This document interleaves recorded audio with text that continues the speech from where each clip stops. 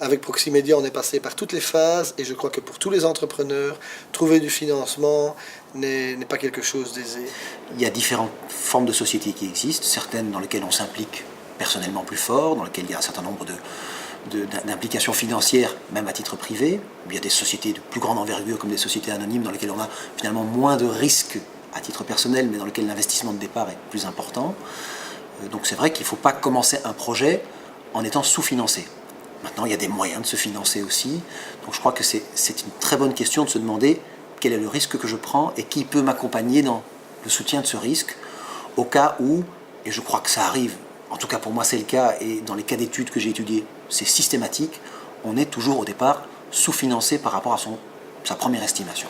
Il faut savoir que 80% des boîtes ne meurent pas par un manque de projet commercial intéressant, mais parce qu'il y a la tuile qui tombe systématiquement, qui n'était pas prévue, mais qui en fait était prévisible. C'est le retard de permis de bâtir qui vous oblige à payer 3 mois de loyer sans avoir un revenu. C'est l'ONSS qui vous pompe 50 000 € sur votre compte parce qu'elle s'est trompée, etc.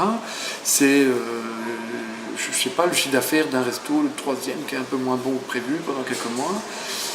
On ne peut pas compter sur la chance en permanence. Et ce qui est dommage, c'est quand il y a un manque d'argent, c'est irréversible. Vous ne pouvez pas passer en dessous de zéro quand vous êtes une PME.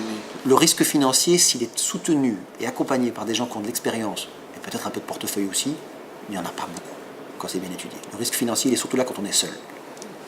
Donc je crois que pour réussir bien un financement, il faut diversifier son financement. Il faut aller chercher peut-être un peu de privé, on peut aller chercher, en tout cas, et ça c'est incontournable, les aides publiques. Elles sont là pour ça.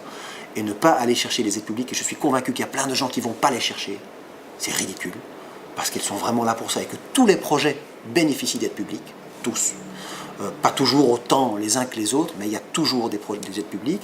Pour les jeunes starters, par exemple, il y a des projets de préfinancement, où on vous donne, voilà, vous avez besoin de 20 000 € pour acheter votre premier stock.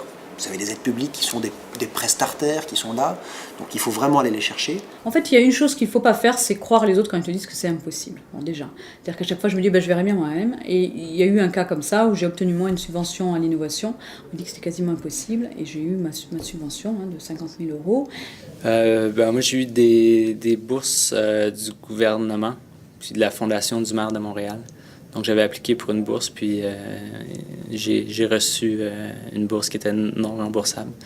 Donc ça m'a donné un petit coup de main pour mettre en branle mon projet, du moins au début du lancement de la compagnie.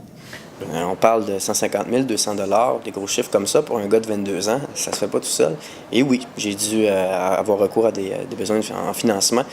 Mon premier partenaire, Martin, a mis sa maison en garantie pour qu'on puisse débloquer une marge de crédit, de même que mon père a fait la même chose avec sa maison.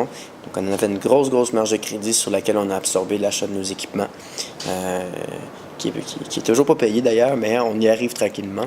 Je croyais tellement à mon projet qu'en fait je me suis endettée personnellement sur des cartes Visa jusqu'à 20 000 $. Ça, c'était ma première source de financement. Et étonnamment, c'était que du fonds de roulement parce que je payais mes sous-traitants avec des avances de fonds de Visa. Donc ça a été le premier. Ensuite, donc, grâce au Centre Entrepreneurship, j'ai monté un plan d'affaires beaucoup plus concret, beaucoup plus complet surtout, qui m'a permis de gagner des concours au niveau de la création d'entreprise. Donc j'ai été lauréate de 2 concours.